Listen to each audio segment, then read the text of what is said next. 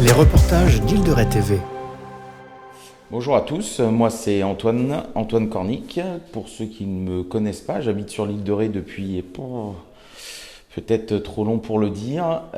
J'ai représenté l'île de Ré à la dernière Mini Transat en 2017 avec un bateau qui s'appelait Destination Île de Ré, île-de-ré.com. Et voilà, c'était ma 3e mini et aujourd'hui vous vous retrouvez dans nos locaux sur La Rochelle où on prépare un tout autre projet beaucoup plus volumineux avec pour objectif final le Vendée Globe en 2024. Donc ici c'est notre bureau principal et on continue donc dans les plans, on fait que ça nous. Donc ça c'est le plan du dessus du bateau, ce qu'on appelle le plan de pont. Et c'est des grands formats parce qu'on prend en permanence notre règle pour essayer de trouver les bons angles parce que c'est pas comme un mini. Donc le mini que j'ai fait avec vous en 2017, c'est des bateaux qui font 6,50 m de long. Ça c'est des bateaux qui font 18 mètres avec des charges sur les ficelles là où on parle que de tonnes. Donc ici là vous avez 3 tonnes. Donc on recherche les bons angles pour essayer de diminuer en fait les charges sur certaines pièces du bateau, ce qu'on n'avait pas besoin de faire sur les anciens bateaux. Ici vous avez, on continue, hein, nous c'est notre bureau, vous avez tout le planning des travaux de cette année, donc avec ce qu'on appelle la to-do list, avec le nombre d'heures qui sont prévues, avec le nombre de personnes. Vous verrez, il y a beaucoup de monde qui travaille au chantier. Ça, c'est la configuration du nouveau mât. Donc, vous voyez, la quête à 5 degrés, toutes les cotes, les EA, c'est les diamètres des câbles qui nous permettent de tenir ce mât. Donc, là, on a du 28 mm et ça tient 32 tonnes de vent. Voilà, tout est un peu comme ça. Ici, vous avez encore une autre cadène, les premières idées de déco de bateau, beaucoup de choses à préparer. Donc là, on a 2 containers qui nous sont prêtés par notre partenaire Homebox, qui sont à disposition pour les 4 ans de projet. Donc ça, c'est notre container atelier. Donc tout ce que vous voyez à droite, ce sont les pièces qui sont à nettoyer. Par exemple, ça. Donc ça, c'est les winches du bateau. Donc ils sont entièrement démontés, ils passent dans un bain de lavage et après ils sont entièrement remontés avec toutes les nouvelles pièces, donc que ça soit en visserie, tout ça. Et quand tout ça c'est propre, nettoyé, ça sort de cette étagère là pour aller dans l'autre container à côté qui est le container de stockage.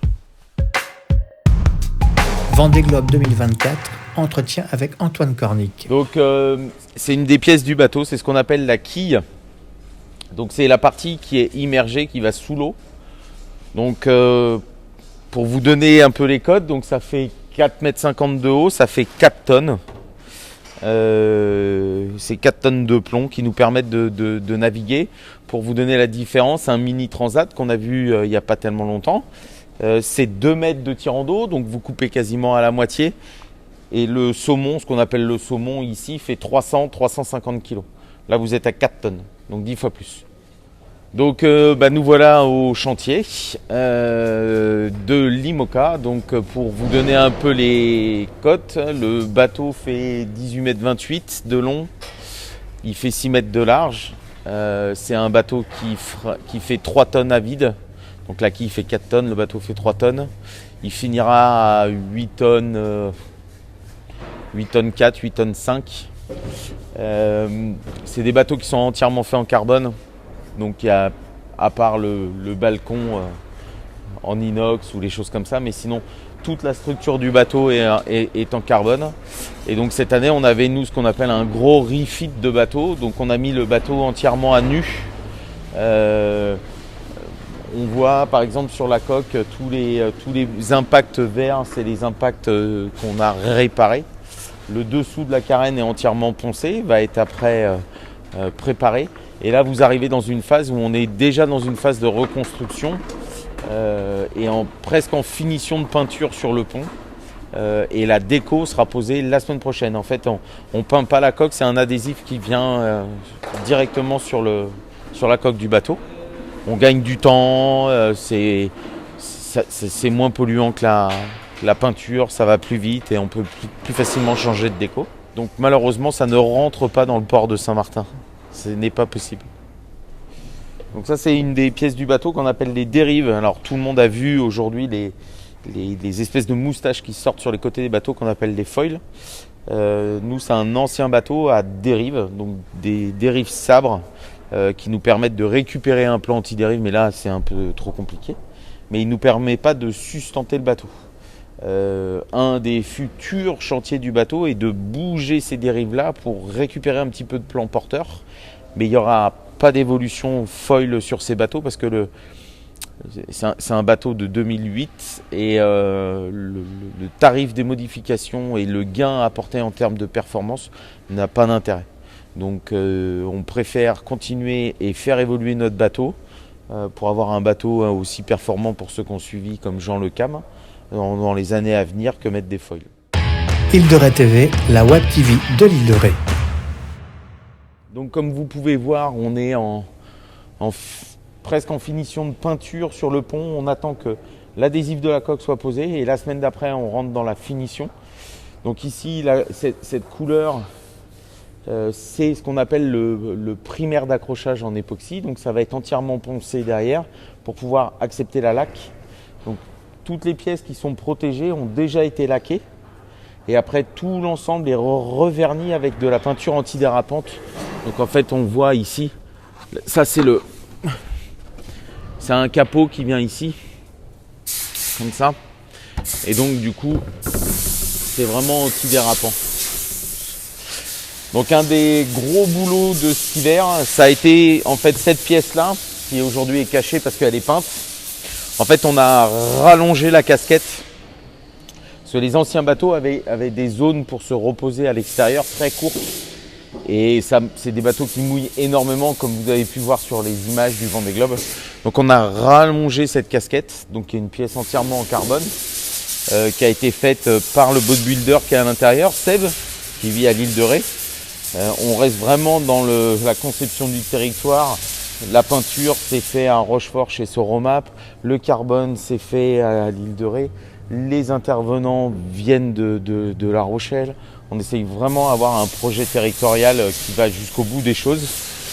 Et ça, c'était pas la moindre affaire. C'était vraiment une grosse pièce. C'est une pièce qui fait 10 mètres carrés à peu près à poser. Et pour vous donner pourquoi on utilise du carbone, parce que cette pièce-là fait que 12 kg en fait. Donc on a greffé une pièce de 12 kg, donc c'est vraiment tout fin. Mais ça tient, hein. Alors vous êtes dans la zone qu'on appelle le cockpit, c'est la zone où on passe le plus clair de notre temps, à part quand on va changer des voiles à l'avant du bateau. Donc la pièce qu'on a greffée va me permettre de me mettre au sec. Ici, c'est ce qu'on appelle une colonne, un moulin à café. Ça, on tourne, vous avez dû voir sur certaines images, et ça fait tourner les winches qu'on a vu tout à l'heure à l'atelier qui viennent se greffer ici. Il y en a 6 sur le bateau qui permettent de faire à peu près toutes les manœuvres du bateau. Alors on attaque leur montage, nous, avant la peinture, parce que ça va être caché après. Ici, vous avez tout ce qui permet d'être relié à la terre quand on est en mer.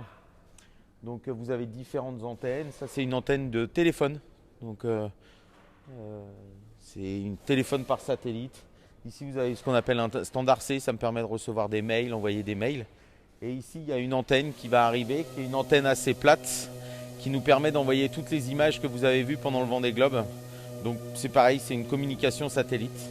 Et tout ça, après, ça va à l'intérieur du bateau, où on retrouve les ordinateurs, tout ça. Alors pour le moment, ils ne sont pas là, on est vraiment en remontage à l'intérieur du bateau. Donc nous voilà à l'entrée du bateau. Alors désolé pour le bruit, mais ça bosse. Donc ça, c'est le coin stratégique avec la table à cartes qu'on est en train de remonter avec les différents appareils électroniques. Juste en dessous de vous, il y a l'emplacement du moteur, donc qui va arriver, l'emplacement des batteries. Ici, le watermaker pour fabriquer de l'eau douce. La petite cuisine qui est ici, enfin, vous pouvez la voir.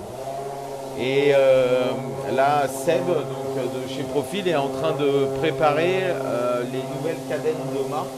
Donc avant, elles étaient sur le pont et maintenant, elles viennent à l'intérieur du bateau. Donc ce que vous avez vu en plan tout à l'heure dans le bureau, vous allez le voir en vrai. Ici, gros chantier parce que c'est des pièces qui vont prendre jusqu'à 55 tonnes de pression. Entretien avec Antoine Cornic.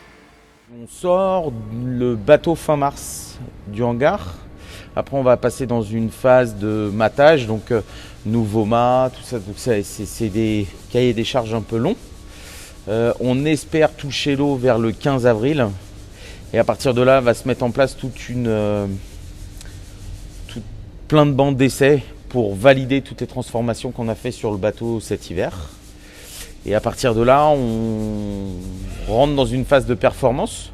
Donc avec des capteurs à bord du bateau, quand même un ingénieur qui fait ce qu'on appelle des data, ce qui va permettre d'améliorer le logiciel informatique à bord et qui va améliorer les performances du pilote automatique du bord. Parce qu'il ne faut pas oublier que la plupart des courses qu'on fait, à part celle de cette année et la Grande Transat, qui est la Transat Jacques Vabre, toutes les courses se font en solitaire. Solitaire veut dire on ne dort pas la nuit et le bateau s'arrête. C'est vraiment 24 heures sur 24. Donc on a des pilotes automatiques qui sont très performants. Et il faut leur donner un maximum d'informations pour que ça fonctionne. Donc ça, c'est un gros parti de notre recherche et développement à partir de juin. Ça va vraiment être le nerf de la guerre. Qualification pour la Jacques Vabre au mois d'août avec la Rolex Fastnet, qui est une énorme classique mondiale. Donc on va en Irlande, on fait le tour du Fastnet, on revient. Et derrière, on sera le début novembre, fin octobre, début novembre, pour un départ le 7 novembre au Havre, pour la Transat Jacques Vabre qui finira en Martinique cette année. Pour des raisons malheureusement de Covid. On respecte les engagements, hein, je suis loin et on garde les masques, à part pour l'interview. Mais ça sera la Martinique parce que le Brésil est vraiment trop affecté. Donc on va au Brésil. Et de là, on rentre dans une phase, nous, de préparation, toujours jusqu'à l'aboutissement qui sera le Vendée Globe 2024. Donc dès l'année prochaine, ça sera la Route du Rhum. La deuxième course majeure sur les séries des IMOCA. Et après, on est dans une phase de préparation pour Transat anglaise, de nouveau une Jacques Vabre, un retour et l'aboutissement, le Vendée Globe, où j'espère qu'il y aura plus ce problème de Covid, qu'on puisse communier de plus en plus avec les gens, parce que c'était un peu triste quand même de voir des villages vides. Et essayer, je dis bien, et tout faire pour finir ce tour du monde, ce premier tour du monde que je ferai, et porter haut les couleurs de Ebac et d'un territoire comme on a chez nous, et promouvoir l'île de Ré à fond. Le Vendée Globe, c'est une course vraiment à part. Faut le finir, et il y a une belle histoire à écrire, et voilà. Et après 2024, après 2024, on verra bien. Mais aujourd'hui, nous, on est dans cette philosophie-là d'essayer de faire les choses proprement, de réfléchir, de travailler avec des gens d'ici, de mesurer nos coûts. Et on n'est pas riche comme Charal, donc de faire les choses comme on peut. On voit notre chantier, c'est un peu fabriqué comme on peut, on est très bien, hein, mais voilà, c'est une tente, on voit des fils, on n'est pas comme les grosses usines, comme les gros teams avec leur hangar, leurs choses comme ça. C'est plus facile pour travailler quand même pour eux. Nous, c'est toujours un peu galère, mais de toute façon, on n'a pas le choix. Donc, mais notre bateau, vous verrez quand il sera dans l'eau dans un mois et demi maintenant, le bateau va vraiment être très très beau. On aura fait, j'espère, un très beau chantier, et je pense qu'il n'y aura pas de différence avec les autres bateaux, à part que nous, on n'a pas les moustaches, mais le bateau va sortir très très beau. Abonne-toi et like les vidéos d'Île de Ré TV.